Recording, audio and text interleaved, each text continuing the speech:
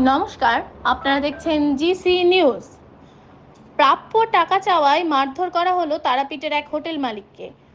জানা যাচ্ছে কিছু ব্যক্তি 5টি রুম নিয়েছিলেন ওই হোটেলে, কিন্তু কোনো রকম টাকা না মিটিয়েই এবং হোটেলের কিছু জিনিস নিয়ে তারা পালিয়ে যায়। হোটেলের ম্যানেজার তাদের কাছ থেকে প্রাপ্য টাকা চেয়ে নিয়ে আসে এবং বাকি জিনিস ফেরত দেওয়ার দাবি জানায়।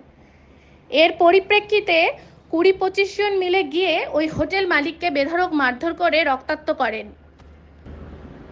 ঘটনায় দুজনকে আটক করেছে তারাপীঠ থানার পুলিশ।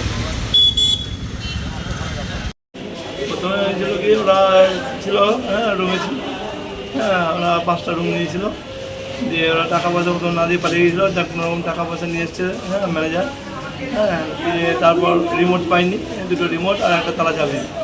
তালা চাবি রিমোটটা আমাদের ডেকেছিলাম, ডেকে নিয়ে এলাম। একদিন এলো, আসার পর বললাম তার রিমোট দাও, তো বলছে না, রিমোট কোথায় পাবো, কোথায়?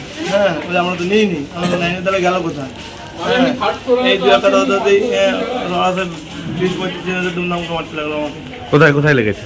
আমার কপালে দিকটা লেগেছে, এইদিকে লেগেছে, মুখ ফুলে উঠেছে, বুকে লেগেছে। কি দিয়ে মারধর করেছিল? ইট, ঘুষি, লাঠি। পুলিশ গিয়েছিল? পুলিশকে জানিয়েছেন? পুলিশকে জানিয়েছে। কাউকে ধরেছে? ধরা হয়েছে।